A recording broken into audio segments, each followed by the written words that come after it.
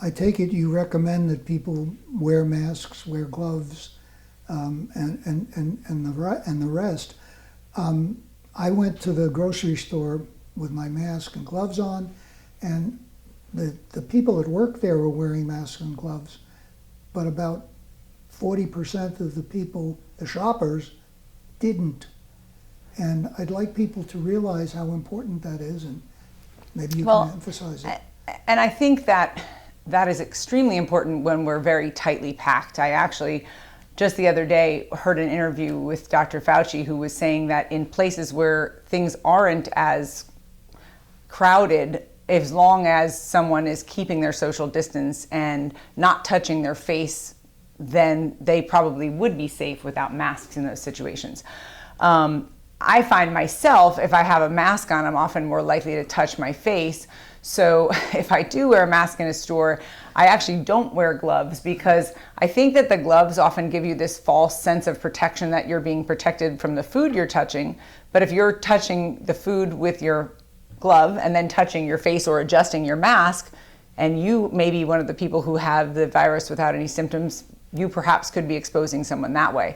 So I tend to use hand sanitizer immediately before I get into the store, and then again when I leave, and take very close care not to touch my face during times when I'm in public.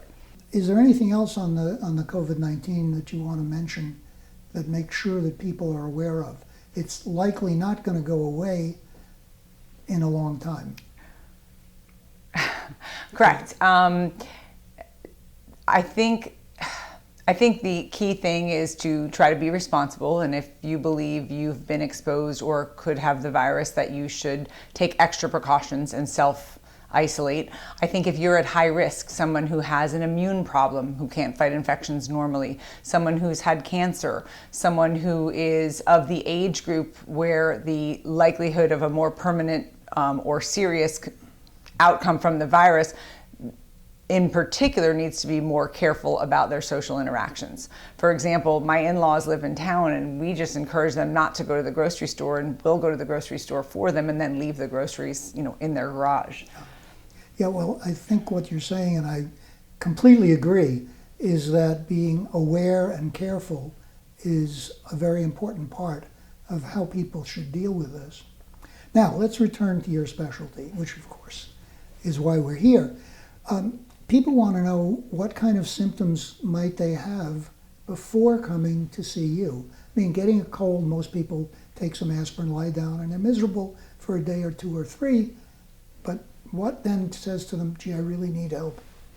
Well, in many cases, patients with, first let me say we treat a variety of different diseases. But if we're talking about, say, sore throats, the most common reason you'd present to an ENT would be a sore throat that wasn't going away within a normal duration. Many patients have already gone to their primary care provider and received treatment and have not had resolution of that problem. Another thing that may cause someone to present would be acute changes in their voice, such as a laryngitis, that is not getting better after a typical time and or treatment from another physician. That's just one of the diseases that we treat here. Yeah, I see you have a chart there. So I use this chart frequently. I'm very big on informing and educating my patients as I see them. This is just a sort of general chart of the anatomy of the head and neck. And this kind of, to me, indicates a lot of the different things that we treat. This is a picture of the outer ear, ear canal, inner ear, and the eustachian tube. This is sort of a blown up picture of the inner ear. This is a picture of the mouth and throat. This is a picture of the back of the tongue and larynx or voice box, the vocal cords here, shown when you're breathing and when you're talking as they close. On the other side, there's a more blown up picture of sinuses, which is a very big part of my practice, showing the different sinuses that we have in our face in different dimensions, and then side view of the nose. So I often use this handout in the room with patients to sort of explain where their problem is, so that people understand what their problem is really deriving from and how we can help them with that problem. Do these present at all age groups, at both ends of the spectrum, children and elderly? Absolutely. I would say in our practice here in Vero Beach, obviously our community is a little different in that we have a larger elderly population. So I see more adults than I do children, but our practice sees children as young as several days old.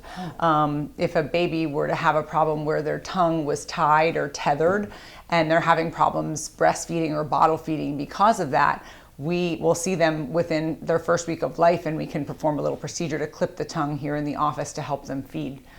And then in the same day, I may see a patient who's 100 years old who's struggling with headaches from a sinus infection that's not improving, or who needs help with hearing devices such as hearing aids.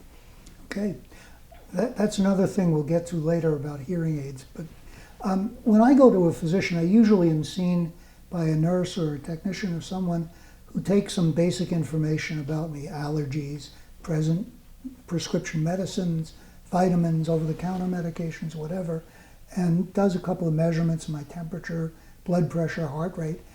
What do you look for in this basic information? Is this just a general screen, or? Well, particularly for a new patient, we do want to know all of their other medical history. For example, if someone had diabetes, though I don't treat diabetes, some of the medications I may use to treat sinusitis can affect blood sugar.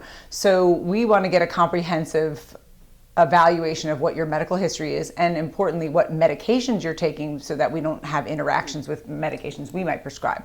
We do have nurses that come in and will take an early history.